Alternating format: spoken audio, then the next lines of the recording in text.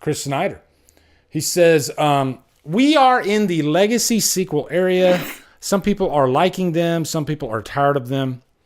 Where do you stand on them overall? And which movie that hasn't gotten a legacy sequel would you like to see one for? Chris, I actually did a little homework for this one. I liked your questions. Not that I don't like the other questions, but this one I think it got my wheels spinning.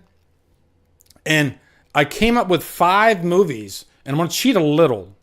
I think a couple of them do have like a sort of a franchise, but I think there's more to tell in that story. Let me pull up my list here. You guys won't see it, but I'll entertain it. Here we go. Okay. So I'd say the first one would be The Burning. And I do hear people often mention The Burning as begging for a sequel. I think there's more to tell to that story. And plus, I just love the atmosphere of The Burning.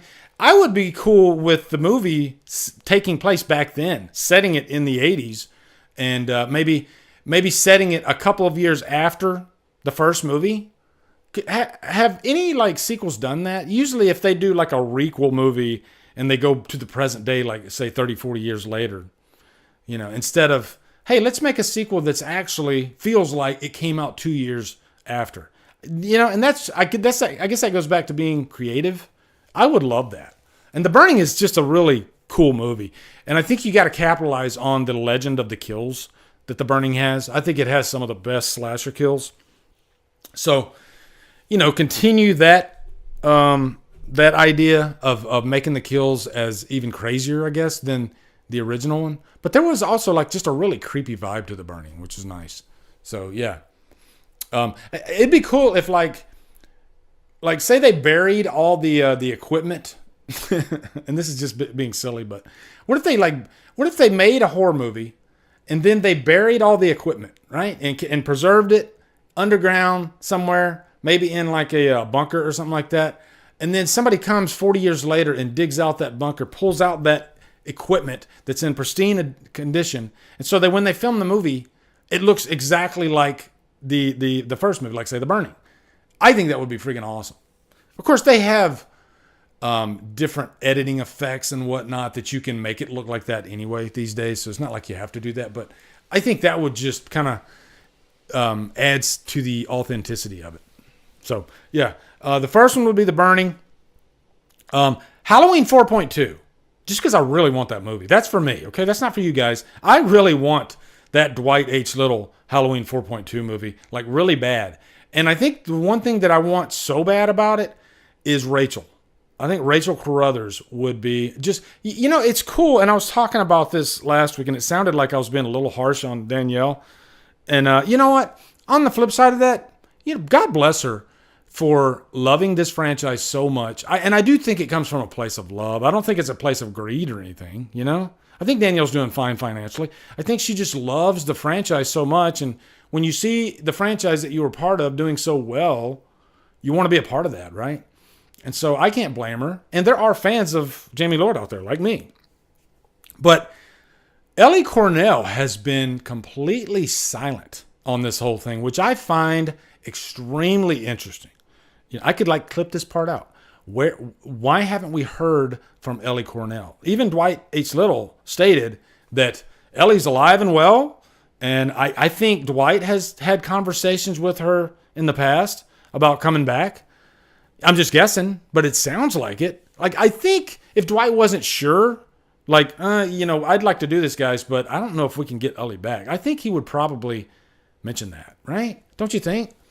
What's up, guys? You are at the middle of the video. Don't go anywhere. There's still plenty of content ahead of you, but just wanted to break right here to say you are at Drumdums Extra, my second channel. If you like my main channel and you're not subscribed, I would urge you to subscribe to this channel, okay? Because this is where I do a lot of my horror updates and whatnot. I moved all that stuff over to here, and it's more of a live stream type feel. I am working really hard on this channel, just as hard as I am on the other channel. You'll see at least 3 or 4 videos a week, and most of it's like horror news, topical type stuff. Got some rankings on there and whatnot. The main channel's still the main channel, but this is more for this type of content. So anyway, guys, back to the video. And subscribe, damn it.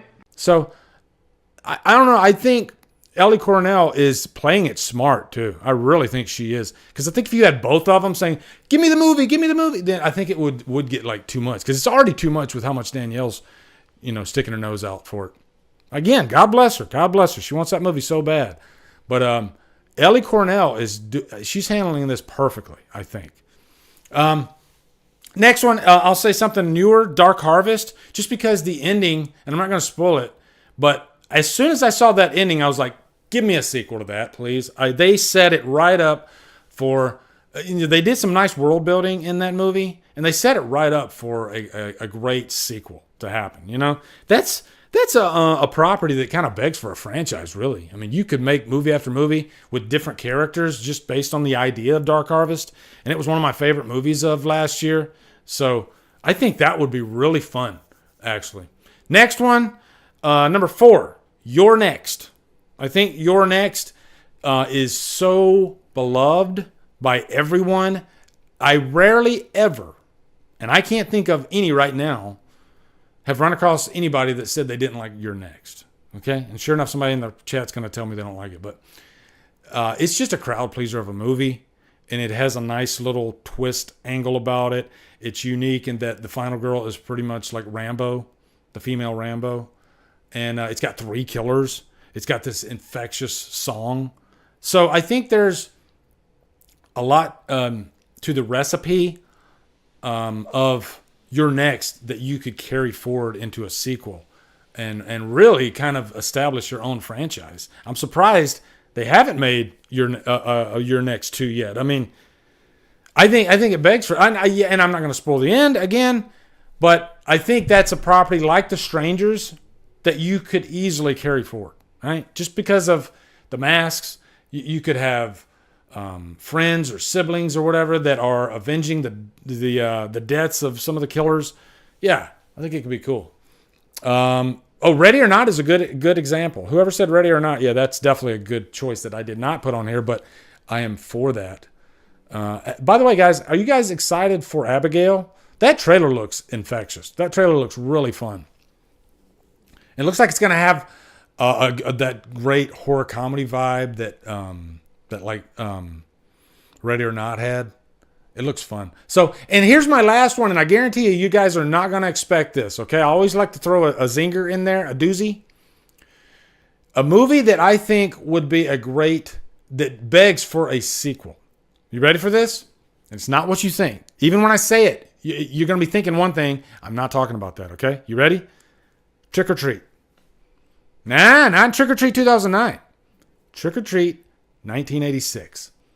I think we need a modern day version of that.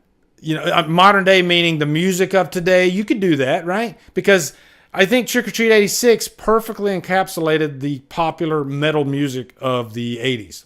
So why not make a modern day version of that and have you could have you could have the lead singer of Ice Nine Kills. He could be the modern day Sammy Kerr. How cool would that be? And I think he would do that in a heartbeat too. He comes out of the speakers, and in the modern day, what would it be like? People still buy big speakers, right? He'd come out of the sound bar. I don't know, but yeah, people buy record players today, so he could still come out of the record player. Yeah. So I would actually want a Trick or Treat 1986 over Trick or Treat 2009 sequel. And that's definitely, yeah, he'd come out of the Alexa. Destiny, thank you very much. Oh my God, they could really have fun with that. They could have fun with that. Hey, Alexa. Oh, is my Alexa? I have an Alexa in here, by the way. I think it's turned. I have it unplugged, though. So, yeah.